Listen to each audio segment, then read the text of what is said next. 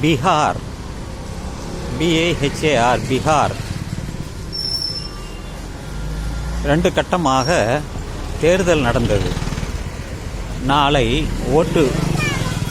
ஓட்டு கணக்கெடுப்பு நடக்கிறார்கள். 2 கூட்டணி இருக்கிறது. அதில் என் கணிப்புப்படி தேஜஸ்வி யாதவ், அவர் தமிழ்நாடோடு நெருக்கம் உள்ளவர், முதல்வரோடு நெருக்கமாக உள்ளவர். அவருக்கு அங்கே செல்வாக்கு மிக அதிகம். ஒரு 50 வயது குறைவாகவே இருக்கும். அவர்தான் அந்த தேர்தலில் வெற்றி பெறுவார் என்ற கணிப்பு இருக்கிறது. 2 விதமான கணிப்புகள் இருந்தாலும் நான் அதை ஆதரிக்கிறேன், தேஜஸ்வி யாதவ். அது ஒரு புறம் இருக்கட்டும். இந்த பீகார், அதை சொல்ல வேண்டுமென்றால் அதனுடைய தலைநகரம் பாட்னா. அதனுடைய பழைய பெயர் பாடலிபுத்திரம். நான் பீகார் இதுவரை சென்றதில்லை. அதுபோல வடகிழக்கு மாநிலங்கள் ஒரு 6-7 மாநிலங்கள் இருக்கிறது, சிறிய சிறிய மாநிலங்கள். அங்கே நான் இதுவரை சென்றதே இல்லை. ஏனென்றால் அங்கே இன்னும் அந்த பழமைவாதிகள் அங்கே இருக்கிறார்கள். இன்னமும் முன்னேற்றம் அடையாத ஒரு மாநிலமாக அந்த இடம் இருக்கிறது. அதுபோலவே அசாம், அங்கே தான் ஒரு சிறப்பான கோவில் இருக்குது. காமாக்கியா என்ற கோவிலும் அங்கே தான் இருக்கிறது. மிக சிறப்பான கோயில். பெண் உறுப்பை வைத்து அவர்கள் வழிபடுகின்றனர். அந்த உறுப்பிலே குங்குமத்தை வைத்திருப்பார்கள். எனது நண்பர் அங்கே சென்று வந்தார், பார்த்துவிட்டு. அசாம்.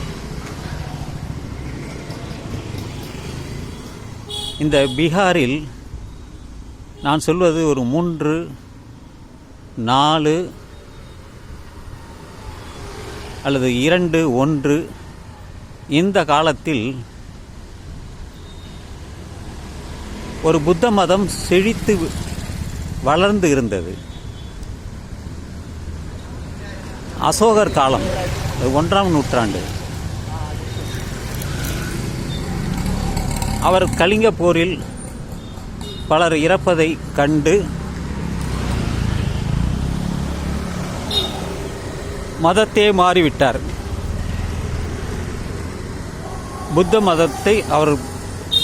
புத்த மதம்தான் இருந்தது. அதை பல நாடுகளுக்கு அதை பரவச் செய்தார்.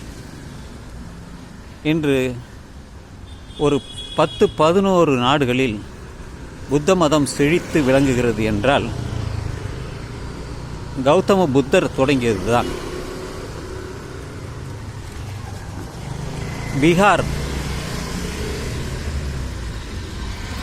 மக்கள் தொகை தமிழ்நாடு அளவிற்குத்தான். ஒரு 7 கோடி மக்கள் இருக்கிறார்கள். 243 சட்டமன்ற தொகுதிகள் இருக்கிறது.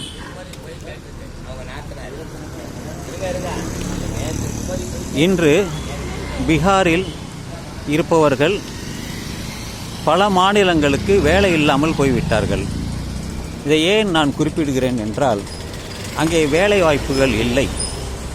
என்னதான் இந்த பிரதமர் அல்லது அமைச்சர்கள்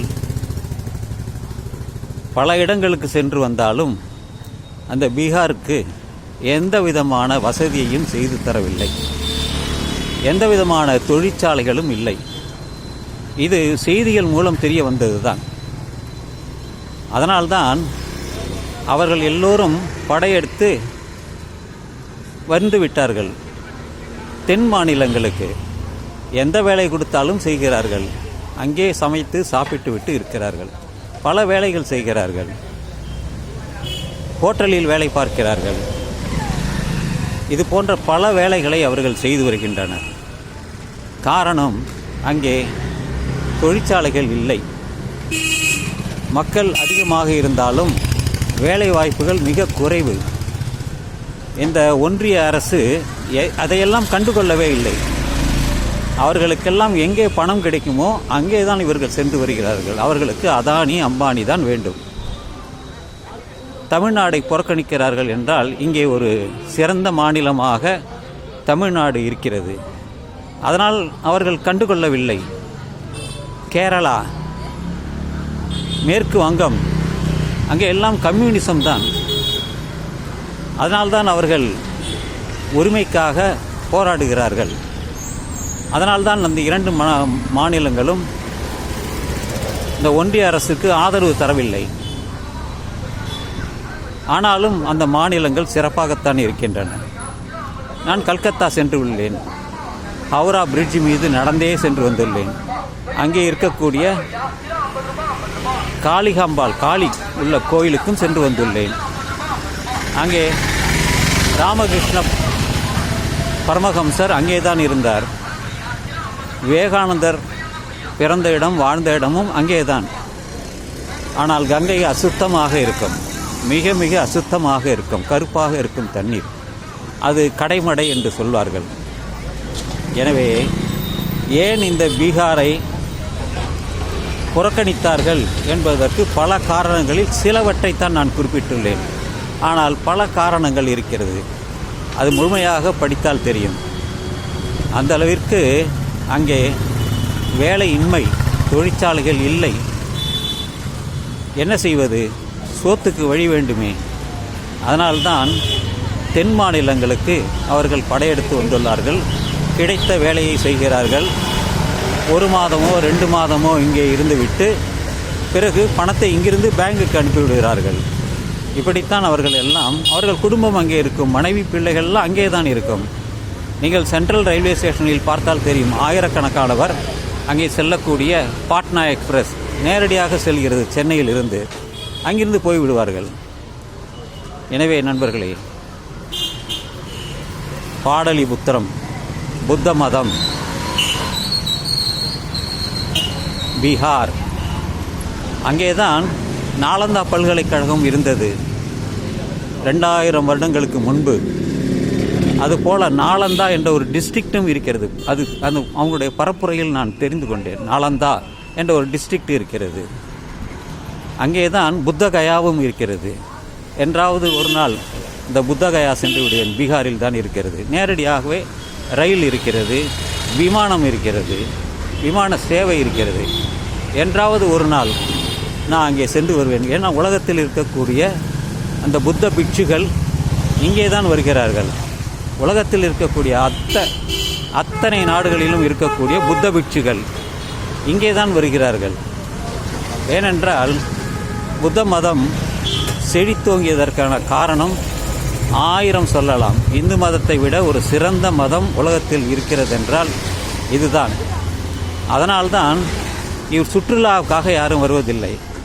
அந்த புத்தரை தரிசிக்கவும் அவருடைய பிரசங்கம் எந்த இடத்தில் செய்தார் என்று பார்ப்பதற்காகவும் அவர்கள் அங்கெல்லாம் சென்று வருகிறார்கள். அதுதான் அந்த பீகாரின் சிறப்பு, புத்தகயாவின் சிறப்பு என்று சொல்லி இந்த பதிவை நான் நிறைவு செய்கிறேன். நண்பர்களே, இந்த காணொளி உங்களுக்கு சில தகவல் கிடைக்கும் என்று நான் நம்புகிறேன். உங்களுக்கு ஏதாவது கருத்து இருந்தால் அதை நீங்கள் வெளியிடலாம். மாற்று கருத்து இருந்தாலும் அதை நீங்கள் தெரிவிக்கலாம் என்று சொல்லி இந்த இரவு பதிவை நான் நிறைவு செய்கிறேன். வாழ்க தமிழ், வாழ்க தமிழ்நாடு.